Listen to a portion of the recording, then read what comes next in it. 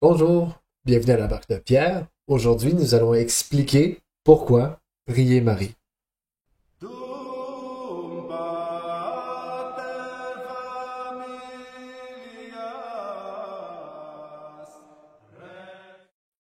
Donc, je voulais toucher ce sujet de pourquoi prier Marie aujourd'hui avec vous, car c'est une objection principale des protestants, et même les catholiques parfois se font influencer par les objections des protestants et viennent perdus un peu et savent pas trop pourquoi on fait ça. Souvent, c'est parce que, en fait, toujours, c'est parce que les gens ne lisent pas les pères de l'Église, ne lisent pas l'histoire de l'Église, ne lisent pas la Bible avec toute la profondeur qu'elle a. Ce que font les pères, et c'est pour ça que je vous invite à aller voir ma vidéo Pourquoi lire les pères, car vous allez mieux comprendre la Bible, en fait. Et c'est ça le problème, en fait, c'est que les gens ne comprennent pas la Bible, et c'est pour ça qu'ils ne comprennent pas pourquoi devrait-on avoir recours à l'intercession de la Vierge Marie. C'est très simple. Il y a plusieurs approches bibliques pour mieux comprendre Marie. Il y a plusieurs aspects à elle, sa maternité, sa royauté, le fait qu'elle soit une archétype de l'Église, et etc., etc. Aujourd'hui, je veux qu'on se concentre sur sa maternité, mais surtout sa royauté, pour qu'on comprenne en fait qui elle est dans le royaume, qui elle est dans l'Église, qui elle est pour nous. On va commencer tout de suite avec des lectures bibliques. Le proto-évangile. Okay? Ce qu'on appelle le proto-évangile, c'est la promesse. Okay? La promesse de l'évangile, c'est-à-dire la promesse du renversement de Satan qui arrive dès la chute. Donc, dès que Adam et Ève tombent dans le péché, la première chose que Dieu fait, c'est en fait de promettre qu'il y aura une rédemption. Okay? On va aller lire ça tout de suite. Genèse 3, verset 15. Et je mettrai une inimitié entre toi et la femme, entre ta postérité et sa postérité. Celle-ci te meurtrira à la tête et tu la meurtriras au talon.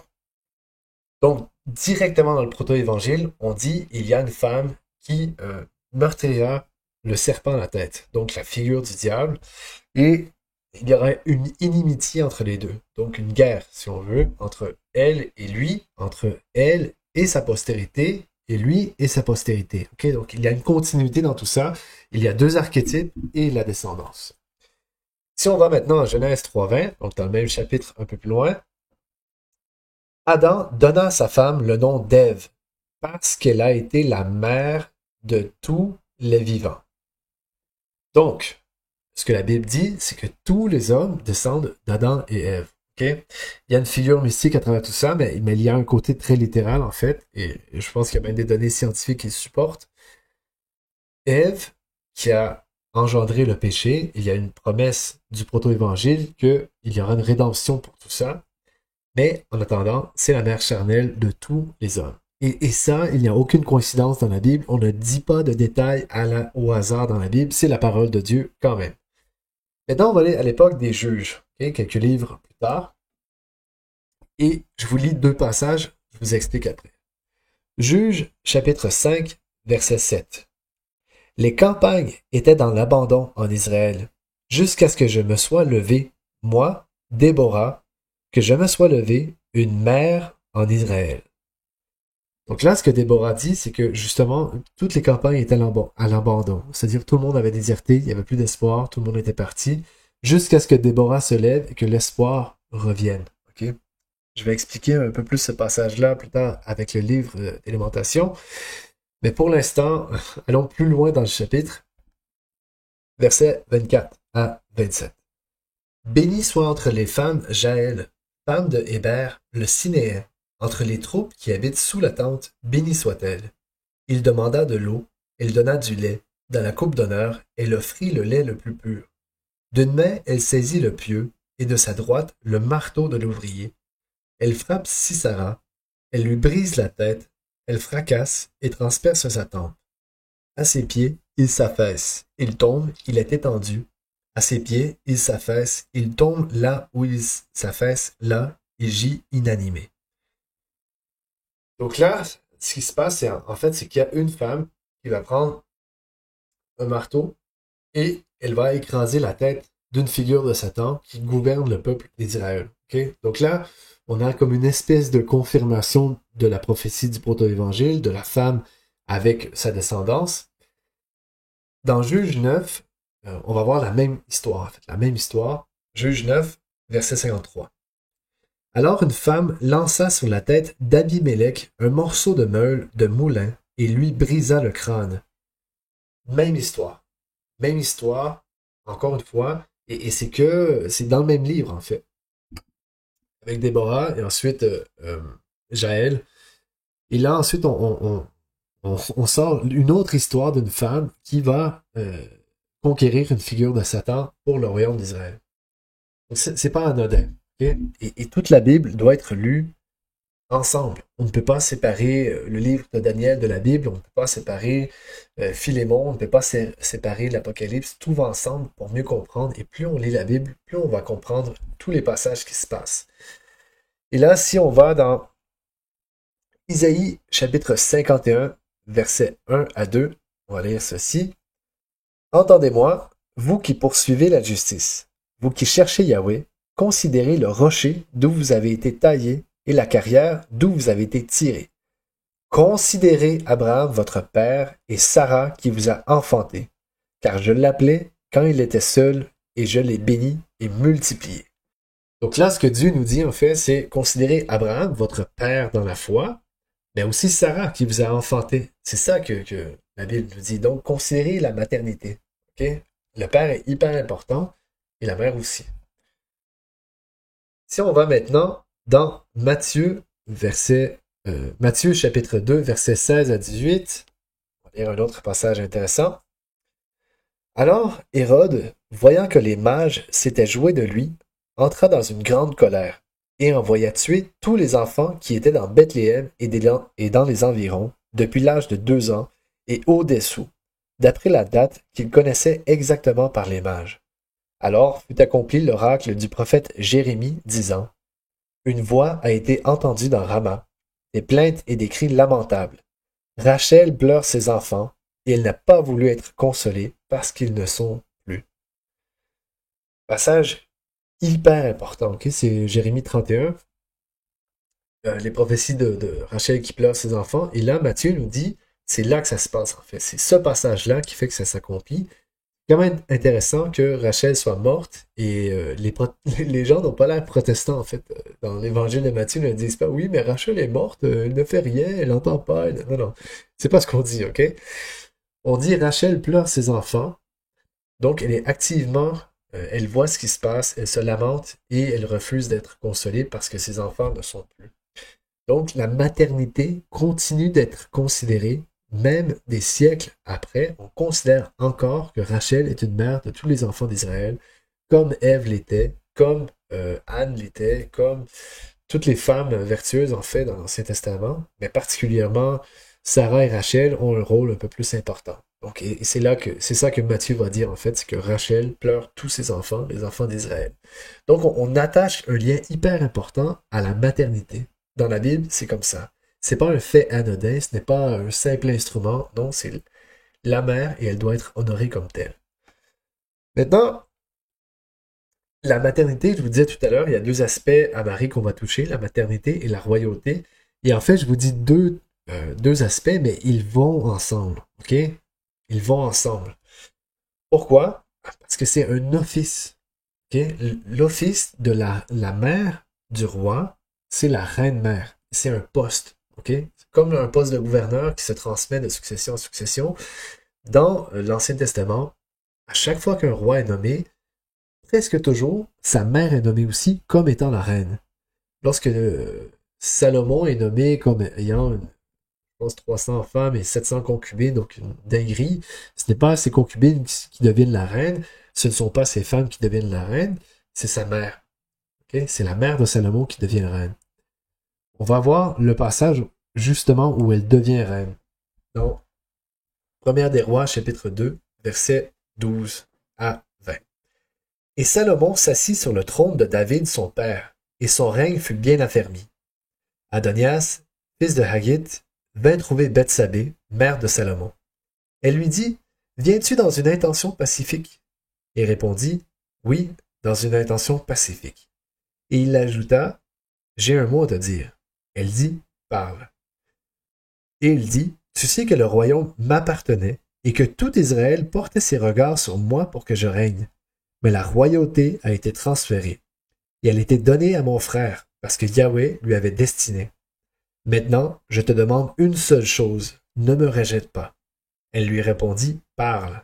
Et il dit, dis, je te prie, au roi Salomon, car il ne te rejettera pas, de me donner pour femme Abisag la Sunamite. Bethsabée dit, bien, je parlerai au roi à ton sujet. Bethsabée se rendit auprès du roi Salomon pour lui parler au sujet d'Adonias. Et le roi se leva pour aller à sa rencontre, et il se prosterna devant elle. Il s'assit sur son trône, et fit placer un trône pour la mère du roi, et elle s'assit à sa droite. Puis elle dit, j'ai une petite demande à te faire, ne me rejette pas. Le roi lui dit, demande, ma mère, car tu es simplement un instrument. Non, il dit pas ça. Il dit, demande ma mère, car je ne te rejetterai pas. Donc là, c'est hyper important, en fait. On explique ce qui se passe dans le royaume davidique. Lorsqu'un roi est couronné, de facto, sa mère est couronnée. De facto. Immédiatement, tout de suite, le poste est comblé. Et là, qu'est-ce qui se passe? C'est que le frère du roi ne va pas au roi directement. Il se sent humble, il fait donc ce qu'il doit faire, respecter l'étiquette, en fait. Il passe par la mère pour augmenter ses chances. Pourquoi? Parce qu'il dit, toi, il ne te rejettera pas. Et Salomon va le confirmer. Demande ma mère, car je ne te rejetterai pas. Okay? Là, maintenant, chaque typologie dans l'Ancien Testament, il y a toujours une lacune. Okay? Donc, je vous donne un exemple. Le roi David, qui est une figure du Christ, en fait, il est une préfiguration du Christ, un antétype, si on veut. Eh bien, ce qui se passe, c'est qu'il va toujours avoir des petites lacunes. Il va avoir une grande vertu, mais toujours des petites lacunes. Et le Christ va tout accomplir parfaitement. Et c'est ce qui se passe aussi avec Marie, en fait. Tous les personnages de l'Ancien Testament ont des petites lacunes. Ils sont très vertueux. Toutes les femmes sont vertueuses, mais il y a toujours des petites choses qui font qu'elles ne sont pas très parfaites. Et lorsqu'on part de Ève, elle est très imparfaite. Et plus on avance, et plus les femmes sont vertueuses. Et quand on arrive à la dernière grande femme qui est nommée, Judith, elle est bénie entre toutes les femmes. C'est ça qu'on va dire. On va toucher ce sujet-là plus tard. Mais c'est juste pour que vous compreniez qu'on accède de plus en plus à la vertu. Et quand on arrive à Marie, on a la perfection de l'Évangile, en fait, si on veut. Donc là, on a établi que la maternité était importante. Il y a une reine-mère. On va développer un peu cet aspect-là de reine-mère, ok? On va aller dans 1er de Rois, chapitre 15, verset 13. Et même, il ôta la dignité de reine-mère à Maasha, sa mère, parce qu'elle avait fait une idole abominable pour Astarté. Asa abattit son idole abominable et la brûla au torrent de Cédron. Donc là, c'est simplement ce passage-là explique un peu ce que je viens de dire, c'est qu'il y a toujours des failles dans les personnages de l'Ancien Testament qui sont accomplis dans le Nouveau Testament, mais ça confirme aussi le fait qu'il y a un office de reine-mère, en fait. Et là, dans l'Ancien, évidemment, il y en a une ou deux qui le perdent par leurs mauvaises actions. Dans ce cas-ci, c'est de l'idolâtrie. Marie, elle, va tout accomplir parce que toute son âme va exalter le Seigneur toute sa vie, en fait. Maintenant, on va aussi lire Luc chapitre 1, verset 8 pour comprendre quelque chose. Or, pendant que Zacharie s'acquittait devant Dieu des fonctions sacerdotales, dans l'ordre de sa classe, il fut désigné par le sort, selon la coutume observée par les prêtres, pour entrer dans le sanctuaire du Seigneur et y offrir l'encens. Et toute la multitude du peuple était dehors en prière à l'heure de l'encens. Mais un ange du Seigneur lui apparut, debout à droite de l'autel de l'encens.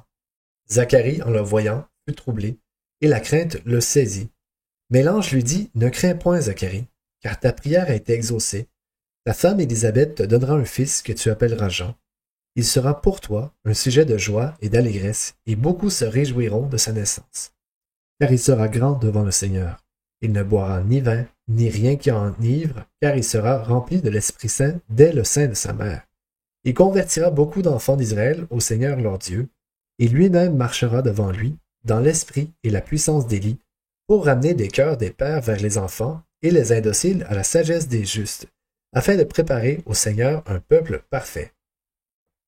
Zacharie dit à l'ange, « À quoi reconnaîtrai-je que cela sera? Car je suis vieux et ma femme est avancée en âge. » L'ange lui répondit, « Je suis Gabriel qui me tient devant Dieu. J'ai été envoyé pour te parler et t'annoncer cette heureuse nouvelle. Et voici que tu seras muet et ne pourras parler jusqu'au jour où ces choses arriveront, parce que tu n'as pas cru à mes paroles qui s'accompliront en leur temps. » Donc, qu'est-ce qui se passe? Il y a le grand prêtre Zacharie, sa femme Élisabeth, incapable de concevoir. L'archange Gabriel arrive, lui explique certaines prophéties qu'il va concevoir, qu'ils vont concevoir. Ils vont enfanter un fils très grand qui préparera la venue du Messie. Maintenant, Zacharie réagit mal. Il ne réagit pas comme il le devrait. Et là, il va être puni, en fait. Il va devenir muet. Il ne pourra plus parler. Et les prophéties vont s'accomplir tout de même. Si on lit les pères de l'Église, on va comprendre qu'en fait, partout dans les évangiles, nous avons des entre-deux. Donc, des choses qui nous préparent à ce qui va arriver. Par exemple, la multiplication des pains, c'est un entre-deux des figures de l'Ancien Testament qui vont pointer à l'Eucharistie. Lorsque les apôtres glandent le blé, les épis, pardon, le jour du sabbat, en fait, c'est pour montrer que le sabbat va être transféré le dimanche. Donc, le jour d'adoration va devenir le dimanche, etc., etc. Il y a vraiment plusieurs choses à souligner. Jean le Baptiste est la figure par excellence de l'Ancien Testament. Et ses parents aussi le sont. Et ce que je vous disais tout à l'heure, c'est qu'il y a toujours des imperfections dans l'Ancien Testament et on arrive à l'accomplissement au Nouveau. OK? Donc, qu'est-ce qu'on voit? C'est qu'on voit qu'il y a une crainte. Qu'est-ce que Gabriel dit? Ne crains point, je suis Gabriel. Il va arriver telle chose, telle chose. Zacharie croit plus ou moins, il réagit mal, il devient muet. Maintenant, on va lire plus loin dans le chapitre qu'est-ce qui se passe et je vous explique. Donc, au verset 30. L'ange lui dit, « Ne craignez point, Marie, car vous avez trouvé grâce devant Dieu. » La même chose que l'ange Gabriel a dit à Zacharie, il le dit à Marie. « Voici que vous concevrez en votre sein et vous enfanterez un fils, et vous lui donnerez le nom de Jésus. Il sera grand, on l'appellera le Fils du Très-Haut.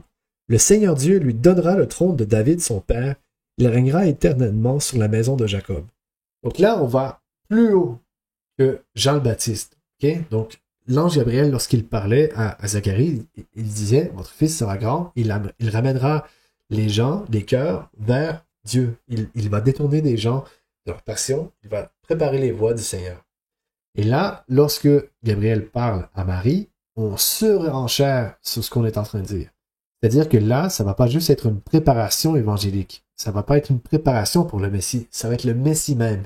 Et qu'est-ce qu'il dit? C'est que le Seigneur lui donnera le trône de David. C'est-à-dire qu'il va être roi. OK? Et il régnera éternellement sur la maison de Jacob. C'est-à-dire, son règne n'aura pas de fin. Il va toujours être assis sur le trône de David. Il va toujours être roi.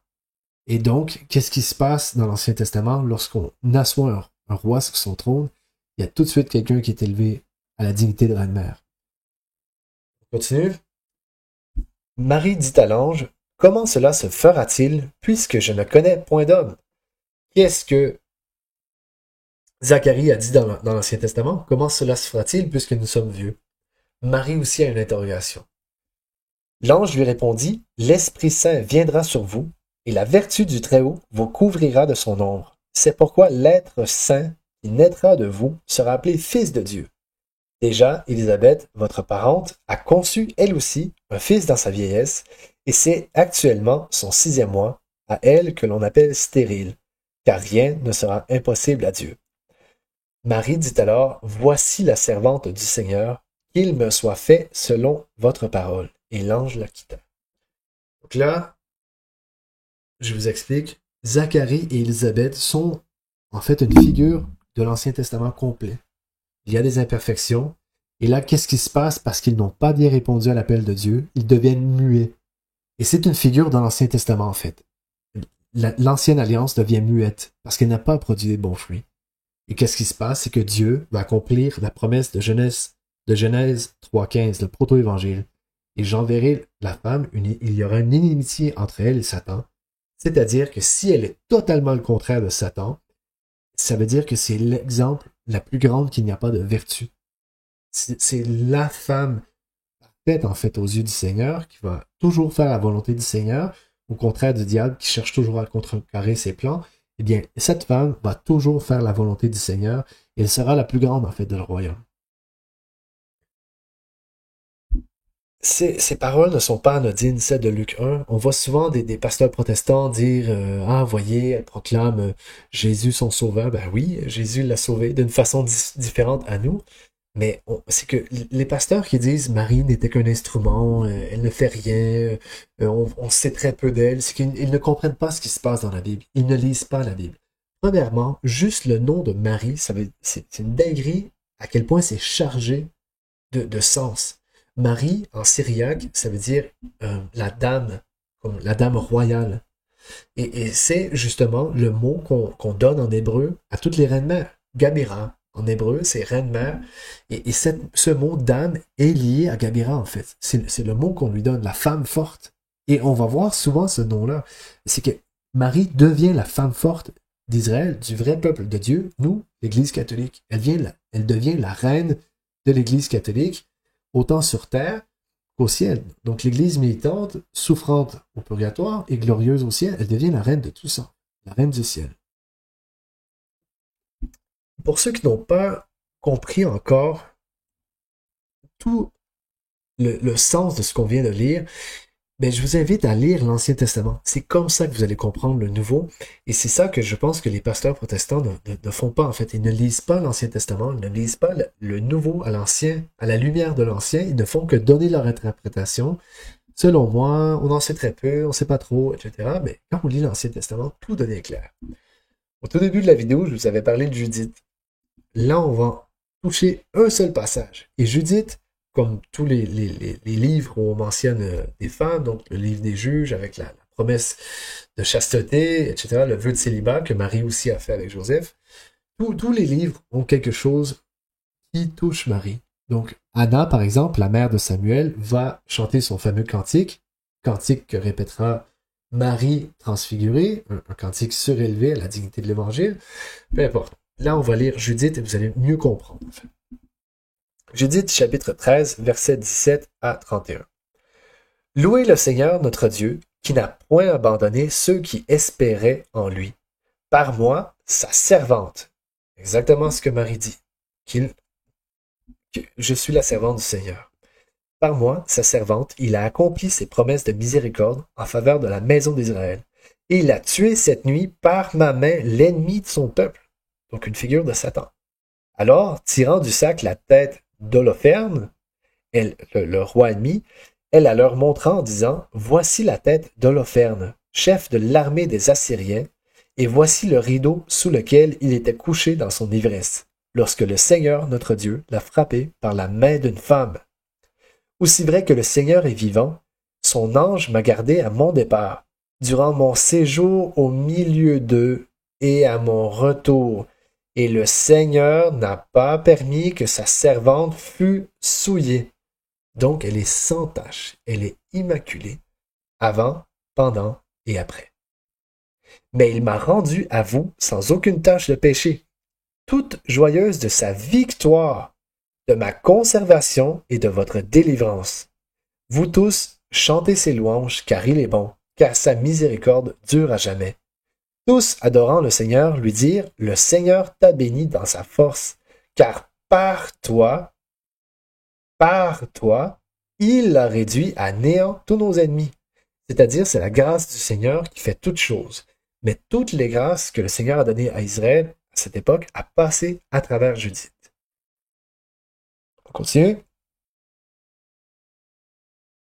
Osias, le prince du peuple d'Israël, lui dit, ma fille, tu es bénie par le Seigneur, le Dieu très haut, plus que toutes les femmes qui sont sur la terre.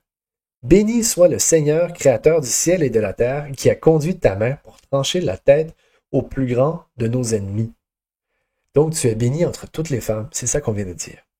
Il a rendu aujourd'hui ton nom si glorieux que ta louange ne disparaîtrait pas de la bouche des hommes qui se souviendront éternellement de la puissance du Seigneur.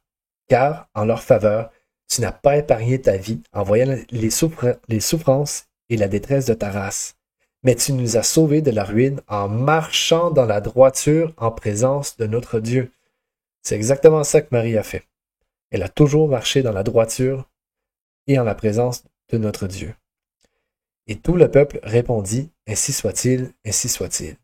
Ensuite, on fit venir Achior, et Judith lui dit, le Dieu d'Israël, à qui tu as rendu ce témoignage, qu'il tire vengeance de ses ennemis, a tranché lui-même cette nuit, par ma main, la tête du chef de tous les infidèles. Et pour te convaincre qu'il en est ainsi, voici la tête d'Holoferne qui, dans l'insolence de son orgueil, méprisait le Dieu d'Israël et t'a menacé de mort, en disant, lorsque le peuple d'Israël sera vaincu, je te ferai passer au fil de l'épée. À la vue de la tête d'Holoferne, Achior frissonna d'honneur. Il tomba le visage contre terre et s'évanouit. Lorsqu'il eut repris ses sens et fut revenu à lui, il se prosterna aux pieds de Judith et lui dit, « Sois proclamé béni de ton Dieu dans toutes les tentes de Jacob, parmi tous les peuples qui entendront ton nom, le Dieu d'Israël sera glorifié à cause de toi. » Là, c'est vraiment chargé de sens, mais si on prend ce passage-là et deux ou trois autres passages dans Judith, dans le livre des juges, etc., ben en fait, c'est le récapitulatif de Luc 1. Et c'est là où on voit que le oui de Marie n'est pas anodin, en fait. Elle devient cette reine-mère qui écrase la tête du serpent par sa droiture, par sa justice. Lorsque les protestants utilisent Luc chapitre 11 pour dire... lorsque la femme dit à Jésus, « Heureux la femme qui t'a enfanté et les mamelles qui t'ont donné le sein. » Et que Jésus répond, « Heureux plutôt ceux qui écoutent la parole de Dieu et la gardent. » Et là, les protestants vont dire, « Regarde, une femme est venue pour adorer Marie et le Seigneur la reprend vivement et lui dit, non, n'adore pas Marie. » C'est pas ça l'interprétation du verset, c'est pas du tout ça. Regardez, Luc... Regardez ce qu'on dit dans Luc, chapitre 2. Or, Marie conservait avec soin toutes ces choses, les méditant dans son cœur. Et on revient à Luc 11, verset 28. Jésus répondit, « Heureux plutôt ceux qui écoutent la parole de Dieu et qui la gardent. » Donc en fait, ce que Dieu dit ici, ce n'est pas non, ma mère n'est pas importante. Au contraire, il dit, elle est suprêmement importante. Mais pas seulement parce qu'elle m'a enfanté moi, mais par sa droiture de Dieu. Elle a été proclamée bénie entre toutes les femmes, parce que toute sa vie, elle a conservé ces choses dans son cœur, elle a conservé la parole de Dieu, et elle l'a fait. Et c'est comme ça qu'elle a écrasé la tête de Satan. C'est comme ça qu'elle était la nouvelle Ève, celle qui va être bénie, et celle en qui nous allons tous être enfantés. Donc nous avons un père dans la foi dans l'Ancien Testament, et une mère dans la foi dans l'Ancien Testament, et c'est le cas dans le Nouveau. Jésus et Marie, on ne pourra jamais faire assez de lecture biblique pour expliquer qui est Marie.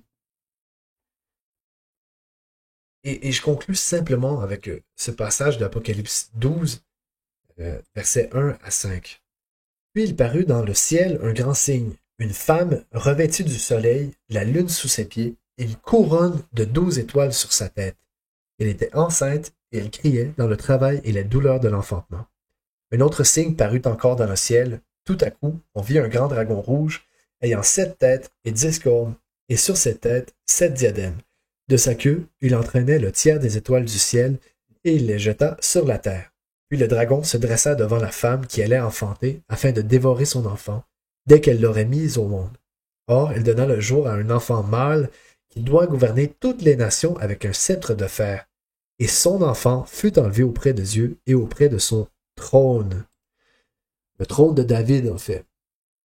Donc là, évidemment, ce passage-là aussi est chargé de sens. Hein. La femme, c'est autant Rachel dans l'Ancien Testament que l'Église, que la synagogue, l'Église, etc. Mais c'est particulièrement Marie. C'est elle, la mère du roi, qui est assis sur le trône, qui est enlevé auprès du trône de Dieu, qui s'assit sur celui-ci, qui a le sceptre de fer qui est nommée dans le psaume 2, si je me souviens bien. Oui, le psaume 2. Donc, c'est elle qui est couronnée, en fait. Elle est couronnée dans l'Apocalypse. Pourquoi? Parce que ça signifie quelque chose. Si son fils est le roi, elle est la reine. Et par sa droiture, elle a mérité tous les honneurs. Elle a été bénie entre toutes les femmes.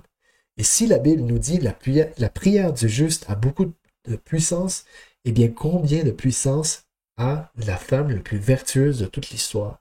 Celle qui accomplit tout ce que les femmes dans l'Ancien Testament n'ont pas pu accomplir. Mes frères et sœurs, c'est la sainteté de la Vierge Marie, elle n'est pas assez soulignée. On ne lit pas assez la Bible, on ne la comprend pas assez. Encore une fois, on pourrait faire des lectures pendant 8 heures sur la Vierge Marie pour comprendre toutes les petites phrases qui sont dites, c'est pour accomplir quelque chose de l'Ancien Testament. Elle est bienheureuse entre toutes les femmes et toutes les générations l'appelleront bienheureuse. Ça veut dire quelque chose. C'est l'accomplissement de toutes les Judites, Rachel, Ève, etc., etc. Et je conclus avec 2 passages des Pères de l'Église. Le premier, Saint Éphrem, le Syrien. Si donc l'Église est son corps, comme l'a dit Paul, son témoin, croit que son Église a passé par tout cela sans corruption, de même que, par la condamnation du seul Adam, tous les corps sont morts et meurent encore, ainsi par la victoire de l'unique corps du Christ, toute l'Église a vécu et vit encore. Mais de même que les corps eux-mêmes ont péché et meurent, et que la terre, leur mère, est maudite, ainsi, à cause de ce corps, qui est lui-même l'Église incorruptible, sa terre est bénie depuis le commencement. La terre, c'est le corps de Marie, ce temple en qui une semence a été déposée. Regarde l'ange qui vient déposer cette semence dans les oreilles de Marie. C'est par cette parole bien claire qu'il a commencé à semer. Le salut est avec toi, tu es bénie parmi les femmes. Et Élisabeth confirma cette parole, disant une nouvelle fois, tu es bénie parmi les femmes, manifestant ainsi qu'à cause de la première mère qui fut maudite, la seconde mère porte le nom de bénie. Jean le théologien sur la dormition de Marie. Le Seigneur dit à sa mère, que ton cœur se réjouisse et soit dans l'allégresse, car toute faveur et tout don t'ont été accordés par mon Père qui est aux cieux, par moi et par le Saint-Esprit. Toute âme qui invoquera ton nom ne sera pas confuse, mais elle trouvera miséricorde, réconfort, appui et confiance, tant dans le monde présent que dans le monde à venir, en présence de mon Père qui est aux cieux. Et depuis ce temps-là, tous ont su que le corps précieux et sans tache avait été transféré au paradis. Donc là, Jean le théologien confirme un peu ce qu'on vient de voir dans Apocalypse 12, etc. Mais en fait, on est unanime. Marie, c'est l'accomplissement de toutes les femmes de l'Ancien Monde, de l'Ancien Testament. Et en elle, tous les peuples qui l'invoqueront, toutes les personnes qui l'invoqueront, trouveront un refuge auprès du Seigneur. Donc voilà, je voulais simplement vous partager quelques lectures bibliques qui expliquent la sainteté de Marie. Et vous devez jumeler cette vidéo-là à l'intercession des saints, une autre vidéo que j'ai faite, la vénération des saints, toutes ces choses-là. Et en combinant tout ça, maintenant vous allez comprendre vraiment pourquoi on doit prier Marie, pourquoi on doit avoir recours à son intercession. Et mes frères, mes sœurs, j'espère sincèrement que cette vidéo vous a plu. Sentez-vous libre de donner un like, laisser un commentaire, partager avec des gens qui pourraient en bénéficier. Et que le Seigneur nous bénisse, au nom du Père, du Fils et du Saint-Esprit. Très sainte Mère de Dieu, priez pour nous.